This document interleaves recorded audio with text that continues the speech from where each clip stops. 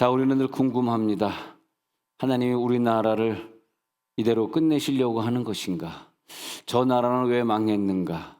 그래서 나라나 그 가정이나 개인의 흥망성쇠는 악의 세력이 얼마나 더 컸느냐의 문제는 아니고, 악의 세력에 대항하는 의의 세력의 기도가 얼마나 이것을 막아낼 수 있느냐의 문제라고 봅니다.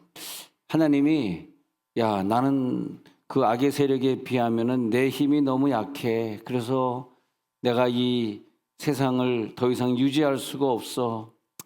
나는 이제 포기한다 할 수도 있어요. 그래서 시대마다 보면 하나님이 포기한 시대가 있고 하나님이 포기하지 않은 시대가 있고 이렇게 되겠습니다. 그래서 나는 포기하고 이제 우리나라를 떠난다. 내가 더 이상 할 수가 없어. 우리들이 성경을 보면서 언제 하나님이 이 소돔과 고모라를 포기하셨나, 언제 바벨탑을 포기하셨나, 그런 것들을 우리들이 쭉 공부할 필요가 있어요. 좀 알고 있어야 돼요. 그래가지고 하나님 포기할 때까지는 가지 말자. 우리 가정에요, 악의 세력의 통로로서 쓰임받는 사람이 분명히 있을 거예요.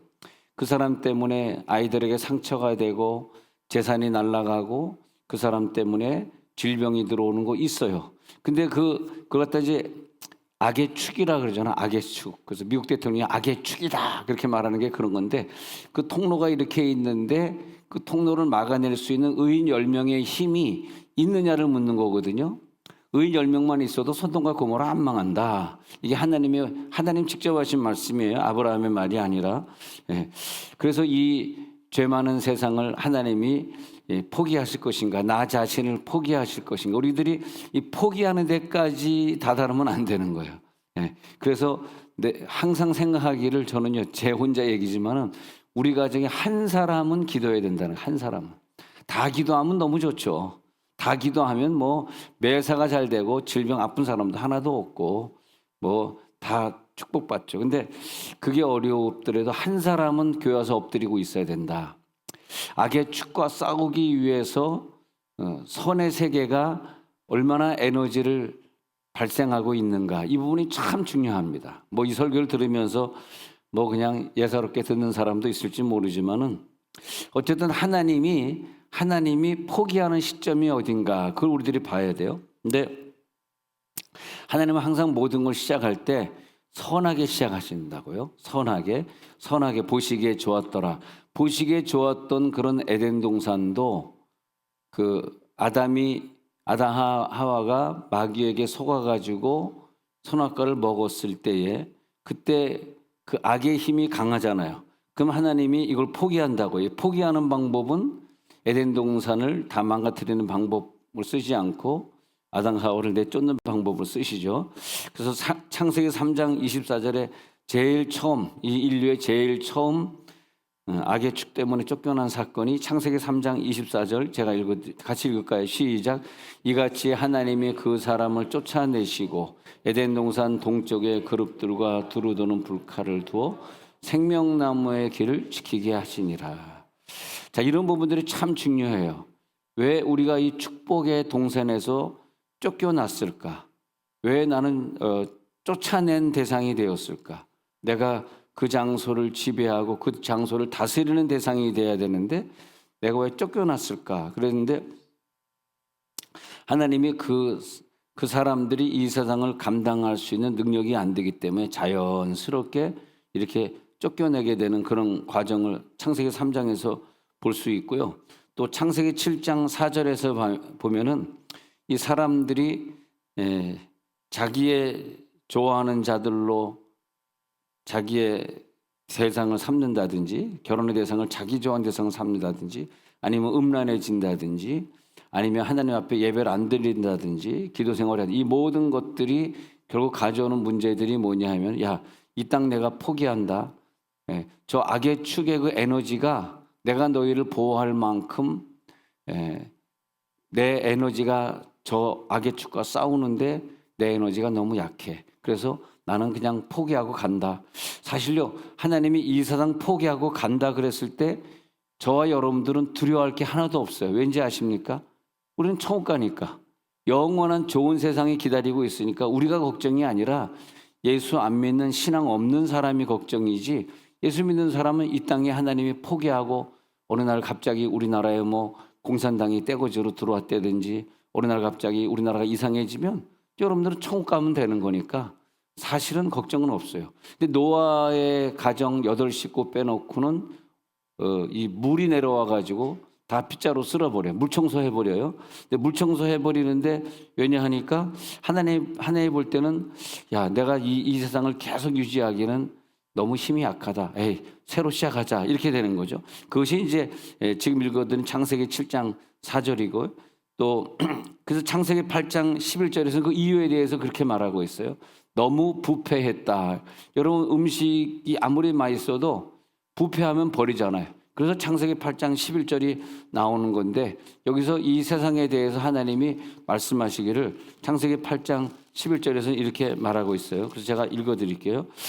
저녁 때 그래서 8장 11절에서 보니까 어디 갔지? 넘어가겠습니다. 자, 그래가지고 창세기 11장 9절로 떠가 창세기 11장 9절에 가가지고는 이제 바벨탑 사건이에요. 그럼 창세기 11장에 가가지고 또 9절에 보면은 그러므로 그 이름을 바벨이라 하니 이는 여호와께서 거기서 온 땅의 언어를 혼잡하게 하셨음이니라. 여호와께서 거기서 그들을 온 지면에 흩으셨더라. 그렇게 됩니다. 자기네들의 이름을 높이고 그리고 우리들의 이름 때문에 우리가 서로 흩어짐을 면하자. 이 흩어짐을 면하자가 뭐냐 하면은 사실은 선교하지 말자 그 말이에요. 선교는 모이면 기도하고 교회는 자꾸 흩어져 가지고 선교하러 가야 되고 단기 선교도 가야 되고 장기 선교도 가야 되거든. 그러면 바벨탑 사건이 일어나지 않는데 야, 우리 모여 가지고 저 이방 민족들은 죽거나 말거나 우리끼리 흩어짐을 면하자. 유대인의 개념이 그렇잖아요. 우리나라만 선택받았어.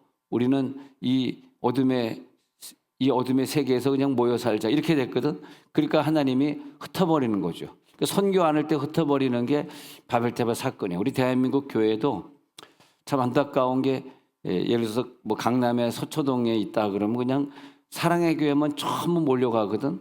그래서 지금 막 몇몇 명이 돼가지고 지금 어마어마한 교세, 세계에서 제일 큰 교회가 이제 된 건데 어마어마하거든. 근데 주중에 한번 말씀드렸지만 이 잘 모르는 사람은 큰 교회를 모르고 잘 안 갑니다. 가까운 교회, 상가교회 10명, 20명 모이는 교회를 가요. 근데 가가지고 열심히 봉사 10년, 20년 하다 보니까 시험이 들거든. 그리고 다 큰 교회로 모인다고.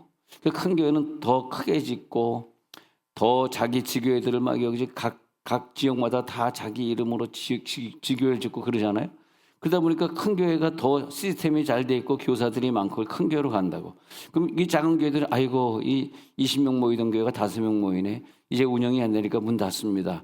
문 닫아버리고 문 닫아버리면 선교가 될 것 같아요? 안 된다고.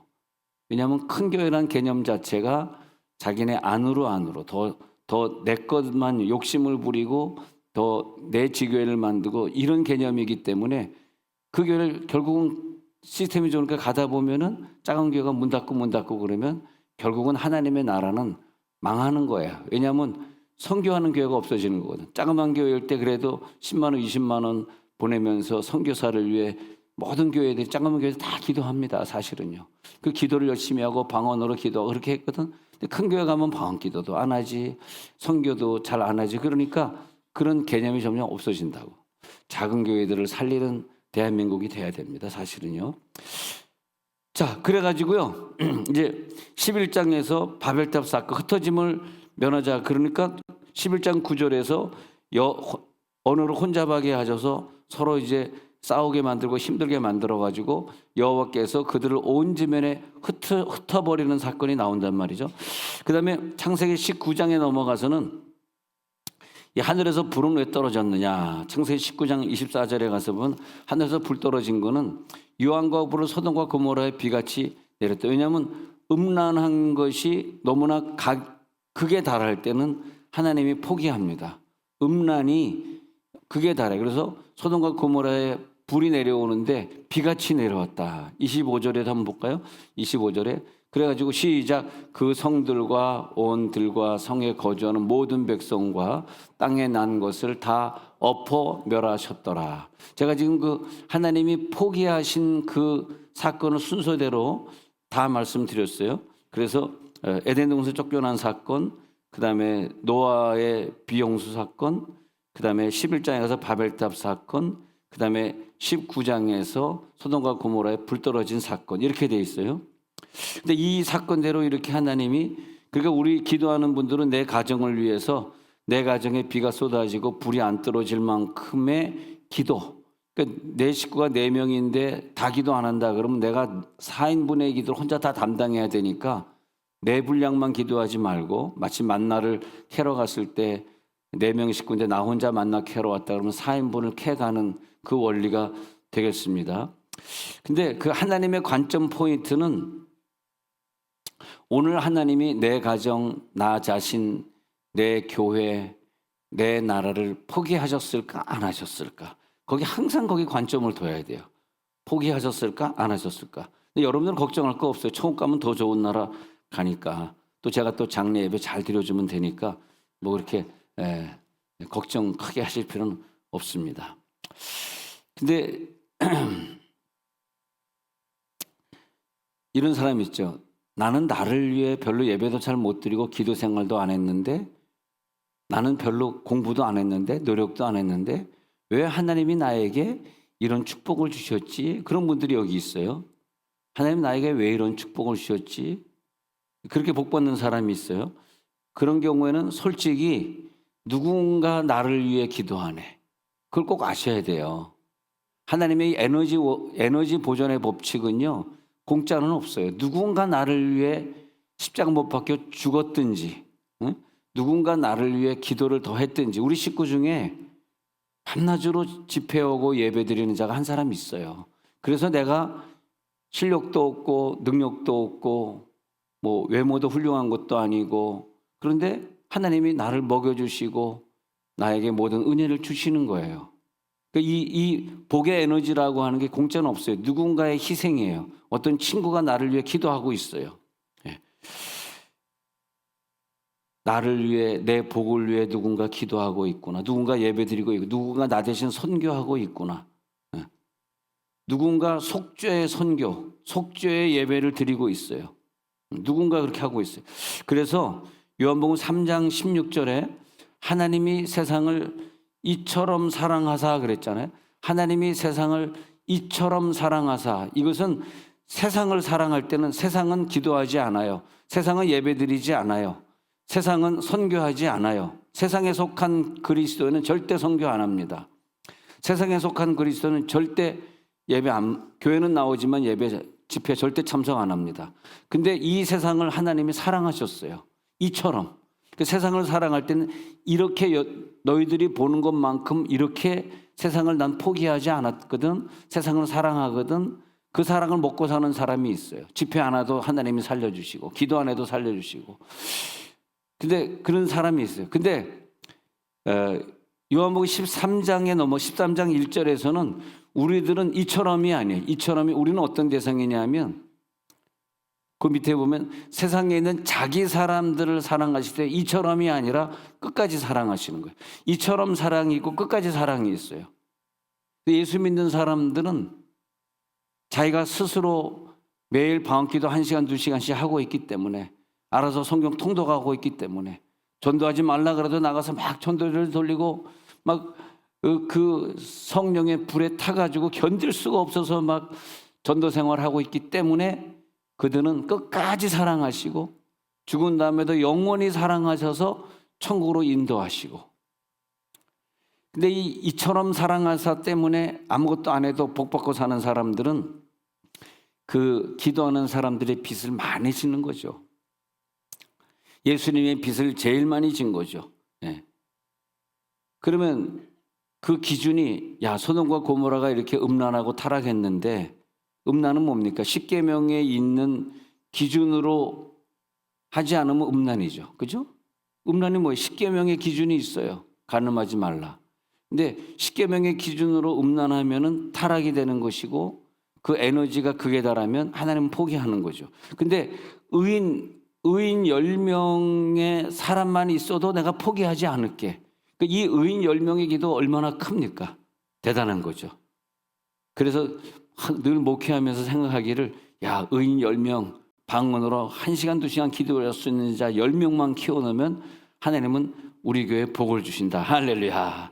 안 그러면 불에타 없어지는 거야. 안 그러면 하늘에서 불이 내려오는 거야.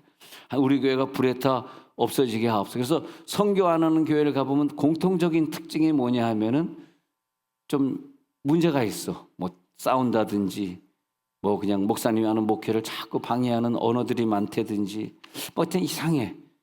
그리고 조금 이렇게 제가 그 LA에서 목회하는데 선교지에 선교비를 좀 많이, 우리 교회가 한 그 경상비에 한 11조를 선교비로 지금 현재 우리 교회는 보내고 있는데, 그때는 좀 그 이상을 보냈어요. 그랬더니 이집사라는 사람이 재직교 때 일어나가지고, 아니 한국에 자기는 섬에서 온 사람인데 섬도 많고 가난한 지방도 왜 가난한 시골 교회 돈을 안 보내고 이렇게 한국에 보내는 것이 아니라 저렇게 해외 지방에 이렇게 웬 돈을 맨날 보냅니까 하고 그러더라고요. 세월이 지났어요. 세월이 지난 다음에 제가 LA에 있는 평안교회 부흥회를 갔는데, 그 친구가 내가 목회하던 충신교에서 나와가지고 평안교회 가 있더라고. 맨 뒤에 앉아 있는 게 보이더라고. 그래서 끝났는데, 집사님, 이 집사님, 오래간만에 그랬더니, 목사님 용서해 주십시오. 목사님 뜻을 제가 잘 모르고, 목사님 선교 열심히 하는데 제가 한국의 개척교회 돕자고 하도 소리를 질렀던 하면서 내 주머니에 200불을 넣어주더라고. 목사님 제가 많이 못 드리지만 공항에 가실 때 커피 한 잔 사드십시오. 그리고 저를 꼭 용서해 주십시오. 그러더라고. 목사님 제가 사실은 우리 형이 있지 않습니까? 형하고 저하고 우리 아버지가 아내를 하나 더 얻는 바람에 제가 배달한 동생입니다. 그래서 그 충신교회 나갔던 형하고 나하고는 비밀이지만 사실 배가 달랐어요. 제가 너무 상처가 많았어요. 그래서 목사님 하는 일에 늘 브레이크를 걸었죠. 그러면서 목사 용서해 주세요. 내가 등을 두드리면 걱정하지 마세요. 벌써 잊은 지 오래고 집사님도 잘하자고 선교를 막은 건데 집사님 뭐 교회 망하자고 막은 건 아니잖아요. 그리고 돌아서서 시부렁 파이프 그리고 이제 돌아온 거지. 앞에서 막 등 두드러지고 이 집사님. 자, 근데 진정한 구원은요 하나님이 하시는 새하늘과 새 땅이에요. 그래서 하나님이 만드시는 새하늘 새 땅은 어떻게 오는 것이냐? 우리가 하나님이 이 땅 포기하셨네. 난 천국이나 가야 되겠다. 대한민국 떠나야 되겠다. 기업들이 여러분 잘 모르시지만 많은 기업 하시는 분들 만나보면 전부 달러를 해외로 돌려가지고 해외에서 공장을 짓겠다. 우리나라에서는 기업 안 하겠다고 지금 급속도로 이렇게 되어가면서 다행히 이제 좋은 소식 하나가 지금 쌍용 자동차가 지금 좀 잘 되고 있다는 게 감사한데 빨리 전라도에 공장을 지어줘야 됩니다. 이 세종에 있는 해수부 빼가지고 부산에 가는 것도 중요하겠지만 그것도 물론 잘했는지 안 잘했는지 모르지만 하여튼 그것도 중요하겠지만 그것보다 전라도 쪽에 기업들이 많이 가져와야 돼요. 지금 다 빠져나오고 있는 상황입니다. 근데 그럼 우리들이 전라도에서 망하면 그럼 나 경상도로 가면 되지, 나 부산 가면 되지, 나 서울 가면 되지. 내가 내 전라도 버리고 부산 가면 그 전라도 사람들은 다 굶어 죽으라고. 그건 아니죠. 하나님이 함께 하신다는 것은 뭐냐면 하나님 함께 하신다는 것은 임마누엘이죠. 보라 처녀가 잉태하여 마태복음 1장 23절이었죠. 보라 처녀가 잉태하여 아들을 낳으리니 그 이름을 예수라 하라. 근데 그 임마누엘을 한다. 마태복음 1장 23절이 임마누엘이 뭐냐면 내가 너와 함께 한다는 거거든. 예수와 나와 함께 하는 게 중요한 겁니다. 근데 누구에게 함께 하냐? 계시록 21장 5절 읽었잖아요, 처음에. 그 계시록 21장 5절에 있는 것처럼 누구에게 함께 하냐? 만물을 새롭게 하노라. 만물을 새롭게 하는 자에게 함께 한다 이 말이에요. 하나님 뜻은 만물을 새롭게 하는 거. 21장 3절에도 보면 계시록 21장 3절 보좌에서 큰 음성이 나죠. 장막의 사람들과 함께 거하죠. 그들과 함께 계시리니 그들은 하나님의 백성이 되고 하나님은 친히 그들과 함께 계셔서 누구냐고 함께 계신다는 임마누엘의 축복을 받는 자들이 누구냐고 이 험한 세상을 새로운 땅으로 바꿀 수 있는 사람들. 인도네시아는 독재로 말미암아 중국인들이 너무나 많이 들어와가지고 나라를 망하게 만들고 너무너무 가난합니다. 저도 인도네시아 여러 번 가봤지만은 너무 가난해. 시골에 가면은 그 더운 나라인데 아주 초막 짓고 사는데 너무 가난해. 물론 세면으로도 지은 집도 들어가 보면은 너무 흉측해. 이 가난이라고 하는 것은 독재자들은요 일부러 저들을 가난하게 만들어 놓고 자기의 정권을 유지하는 게 그게 사회주의거든. 근데 너무 가난해. 그러면 가만 놔두면 어떡합니까? 새하늘과 새 땅을 새롭게 하고자 하는 자들이 인도네시아 가가지고 메단 지역에 가가지고 메단이 인도네시아에서 제일 복음 전하기 자유로운 땅인데 그 메단 지역에 가가지고 저들에게 빵을 나눠주고 학용품을 나눠주고 저들을 위해 예배를 드려주고 안수해가지고 저들에게 은사를 체험해가지고 저들의 신앙생활이 달라져가지고 지금은 저들이 못 모르고 교회에 나오는 자들이지만 우리 힐링 캠프 팀들이 가가지고 기도해줘가지고 저들이 은사를 받으면 자기네들의 교회를 부흥시킬 것이고 그러면 교회가 부흥되면 니네 교회가 부흥됐네? 그러면 니네 나라도 복줘야 되겠네. 대한민국처럼 복줘야 되겠다. 그렇게 하나님의 마음을 돌이키게 만드는 것이 우리의 단기 선교의 목표 아니겠습니까? 네? 얼마나 이거 중요합니까? 하나님이 한국 사람에게만 같이 하는 게 아니네. 우리 인도네시아 메단의 지역 사는 사람들도 우리에게도 함께하고 계시네. 할렐루야. 그래서 임마누엘 에덴 동산에 하나님이 함께 하셨던 그 함께 하심이 오늘 인도네시아에도 함께 할지어다. 그렇게 되는 거죠. 빌립보서 1장 6절에 보면은 빌립보서 1장 6절에서 그 착한 일을 행하시고 있는 하나님이 예수의 날까지 이루실 줄을 착한 일이 뭔지 아십니까? 그 하나님 없는 지역에 가가지고 하나님을 심어주고 그리고 저들에게 교회를 세워주고 착한 일이에요. 착한 일. 그러면 내가 그 땅을 새롭게 하리라. 대한민국이 기적적으로 이렇게 새롭게 되고 큰 축복을 받고 대한민국이 세계에서 예수님 믿기가 제일 좋은 나라가 다른 나라 가보셨잖아요. 예수님 믿을 수 있습니까? 교회가 있습니까?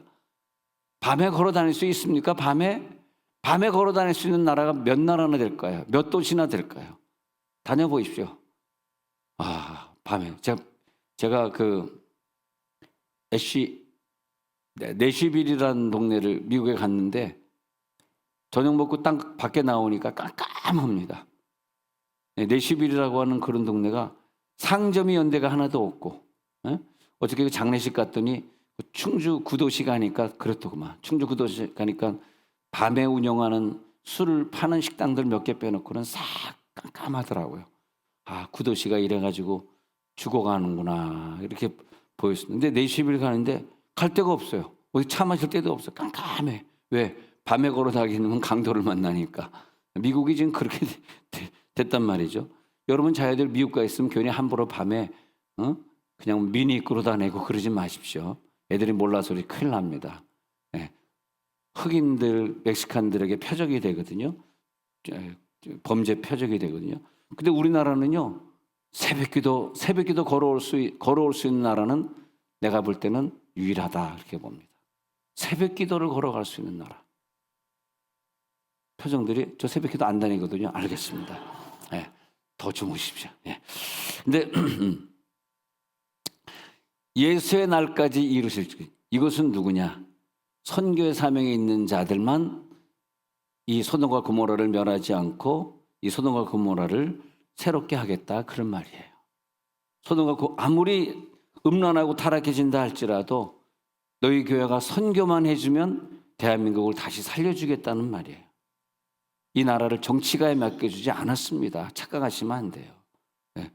그래서 한 가정이 회복이 되고 한 마을이 회복이 되고 교회가 회복이 되고 나라가 회복이 되는 거 보면요.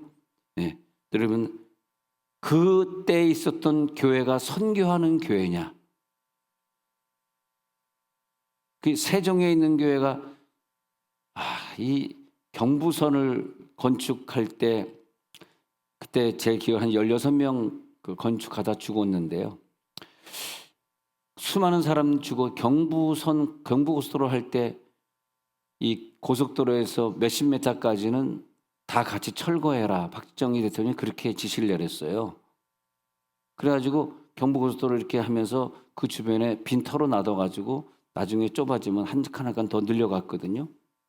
지금 그래서 경부고속도로가 제일 넓은 도로가 됐는데, 나 이 세종 해밀동이나 산을 또 이렇게 운전하면 아니 왜 이 상가랑 아파트가 딱 붙어 있어가지고 길을 넓힐 공간이 없는가?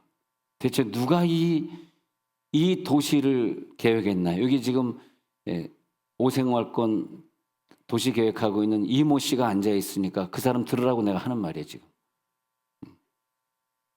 절대 그렇게 하면 안 되거든. 20m 정도는 띄어놔야 돼요. 그래서 나중에 길을 넓힐 수 있다. 난 그래서 지금 30만 인구인데 뭐 80만 인구까지 10만만 더 들어오면 여러분 못 다닙니다. 여기에 10만이 더 들어온다고 생각해봐요. 어쩌면 해수부가 빠져나간 게 좀 교통 체증을 좀 덜하게 해주는 방법일 수도 있어요. 근데 보세요.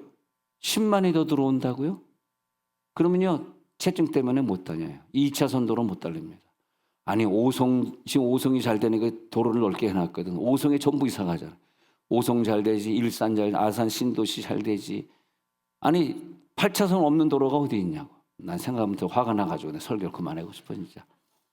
아주 도시계획 도자도 모르는 애들이 이걸 갖다 이렇게 해놔가지고 상가는 왜 이렇게 상가를 내가 전부 그래서 내가 화가 나가지고 왜 상가가 이렇게 많은 도시가 됐어. 다 죽으라고. 응? 근데 이거 고쳐야 되거든.